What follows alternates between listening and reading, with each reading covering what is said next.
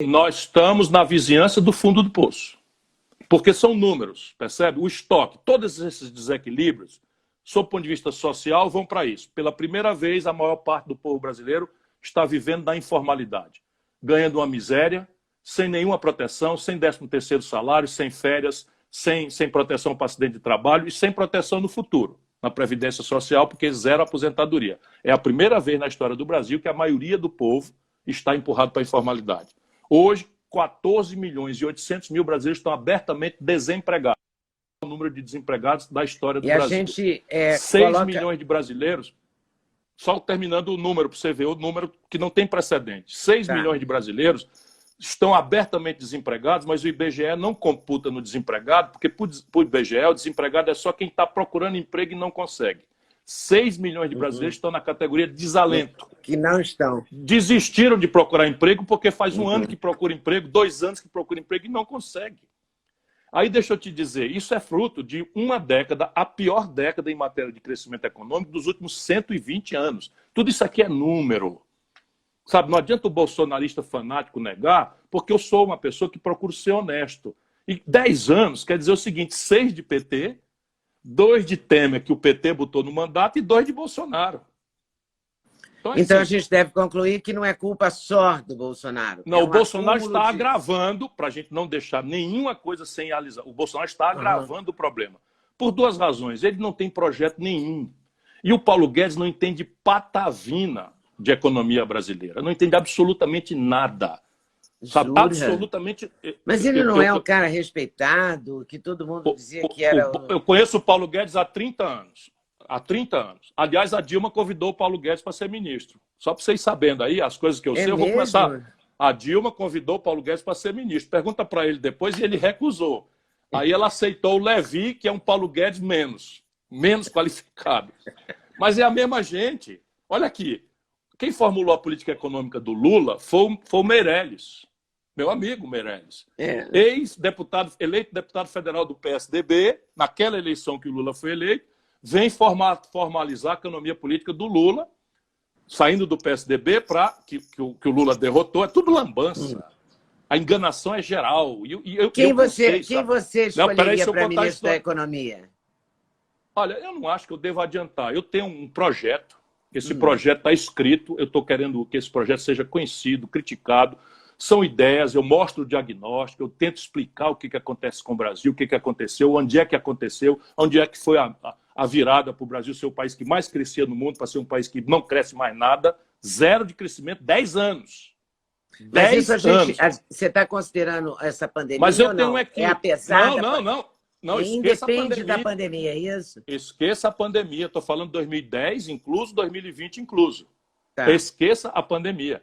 São 10 anos, os piores dos últimos 120 anos. Não é porque teve um pior, não é porque a primeira estatística data de 120 anos atrás. Como o Lula gosta de dizer, nunca houve isso, nunca antes na história desse país, nós passamos 10 anos. Na década de 80, nós chamamos a década perdida, nós crescemos 2,3% em média. E é, de fato, uma década perdida. Agora é 0. Então o Bolsonaro e o Barra Guedes estão agravando profundamente. Vamos aos números agora fora da questão social. Para a gente discutir, querida Leda, não é para eu não vou tomar a presidência de ninguém. Quem resolve a presidência da República é a liberdade do povo votar.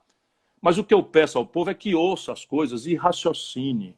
Porque é nosso país, nós estamos juntos nessa empreitada. Sabe, eu até me viro. Sabe, eu ganho o que o povo não ganha por 5 anos, eu ganho para fazer uma palestra. E eu estou nisso aqui só por amor, por paixão ao povo brasileiro, à nação brasileira. Eu dediquei a minha vida, são 40 anos dedicado à vida pública brasileira. Nunca aceitei nenhum privilégio, não fui morar no palácio quando fui eleito governador, nunca usei cartão corporativo quando fui ministro, sabe? Não aceitei receber as pensões imorais que os políticos recebem, eu tinha direito a 3. Ex-deputado, ex-prefeito, nunca aceitei receber nem requerir. Estou contando essa história para dar coerência a esse apelo que eu estou fazendo ao povo brasileiro para a gente não entrar na lambança, não é? De ódio, paixão, e que o Bolsonaro mata a mãe, chama Jesus de palavrão, anda pelado na rua, e o fanático dele, mito, maravilhoso, não sei o que e tal. Espera um pouquinho. E o Lula a mesma coisa, o Lula arrebentou o Brasil. Quem produziu o Bolsonaro, 70% do eleitorado de São Paulo.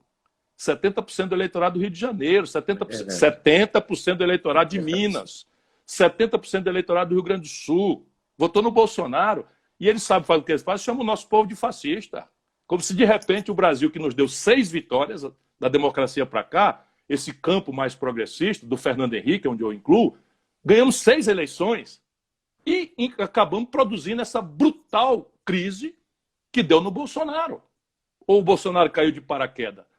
Um cara que é completamente o símbolo mais acabado do sistema, faz um pacote para se dizer corrupto, que roubava dinheiro da gasolina do gabinete, roubava dinheiro de funcionário fantasma. Eu tenho os documentos, eu fui contemporâneo do Bolsonaro. O Bolsonaro roubava dinheiro da gasolina do gabinete dele. Corrompeu os filhos.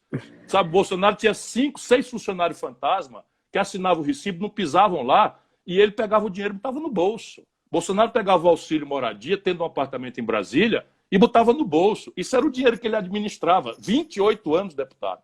Não deu um dia de serviço à pátria brasileira, mas o desastre do PT foi tão grande que se apresentou como nova política, como um cara que ia moralizar a política brasileira. Está vendido ao tal Centrão que estava com a Dilma, que estava com Lula, que estava com Fernando Henrique. Ou o Roberto Jefferson não ganhou o Correio com Lula? Será que eu estou demente? O Lula que entregou o Correio ao Roberto Jefferson, começou ali o mensalão. O Roberto Jefferson não é o lugar-tenente do Bolsonaro? Espera aí um pouquinho, tem alguma coisa errada no país. Não é? O Valdemar Costa Neto, que estava com Lula comandando o DENIT, foi condenado. Eu não estou nem fazendo juízo de valor, são pessoas com quem eu convivo e tal, mas não dá mais para a gente continuar com essa empulhação em que tudo muda para nada mudar. Você seria a chamada terceira via? O que é a terceira via? Porque eu o Bolsonaro tá, quando ele vai aos lugares, a gente viu a motociata, um nome assim, né? A gente vê ele chegando nos aeroportos hoje, como a gente via em 2018. Eu tinha amigos que diziam assim para mim, não, quando começar o horário eleitoral, fica tranquilo, quando começar o horário eleitoral, o Alckmin dispara. Chegou o horário eleitoral e o Bolsonaro continuou lá, entendeu? Agora está Bolsonaro e Lula de novo. E eu ganhei do Alckmin em São Paulo. Então, veja, boa ponderação. Boa ponderação. Então, o que é que o sistemão está fazendo? O sistemão é o seguinte, o Bolsonaro representa um pedaço e o Lula representa o outro pedaço. Vou no prático, de novo, gente querida que está nos ouvindo, que não está doente. Pare para pensar. O problema do Brasil não é Chico, Manel, Maria ou Pedro. É o modelo econômico. O que produziu essa estagnação é o modelo econômico. Qual era o modelo econômico? Qual é o modelo econômico? Câmbio flutuante, superávit primário e meta de inflação, criado pelo Fernando Henrique. Qual é o modelo econômico do Lula? Câmbio flutuante, superávit primário e meta de inflação. Qual é o modelo econômico da Dilma? Câmbio flutuante. Qual é o modelo econômico do Temer? Câmbio flutuante, meta de inflação, superávit primário. Qual é o modelo do Paulo Guedes / Bolsonaro? Câmbio flutuante, meta de inflação, superávit primário. A população não entende isso, porque não se dá a eles o direito de fazer. Mas o resultado prático, nós temos uma década, não é, perdida sim. Isso significa que não tem emprego, não tem retomada. 5% esse ano vai crescer. É ajuste estatístico, puxado pelo agronegócio, pela mineração, que não emprega ninguém, não gera um salário, não gera tributo. E é puxado pela demanda internacional e pelo dólar super, né, valorizado em relação ao real. E como é que a gente vai sair desse buraco? Com um projeto nacional de desenvolvimento que entenda que o consumismo de curto prazo é ilusão. Esses voos de galinha que aconteceram, como vai acontecer outro agora, de muito curtíssimo prazo, alimentam no povo uma ilusão. O que é que a gente tem que fazer? São muitas coisas, mas eu tenho um livro, não é para não cansar você. Eu não consigo ler, Gisele. Eu estou sem óculos. A Gisele está me trazendo aqui um avisozinho, não sei se é alguma urgência. Deixa eu só ver o que é, por favor, porque eu não estou enxergando. Só um minutinho. Tá.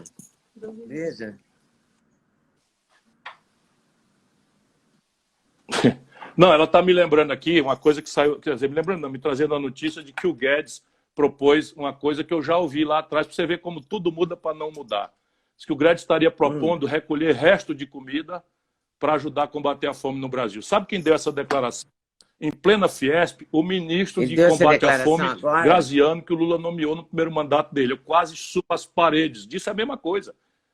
Gostou do corte que você acabou de ver? Vale a pena conferir com certeza, né? Então vai conferir muitos outros cortes no canal de cortes Leda Nagli. É claro que a entrevista completa você vai conferir no YouTube Leda Nagli, canal Leda Nagli do YouTube, você não pode perder de jeito nenhum.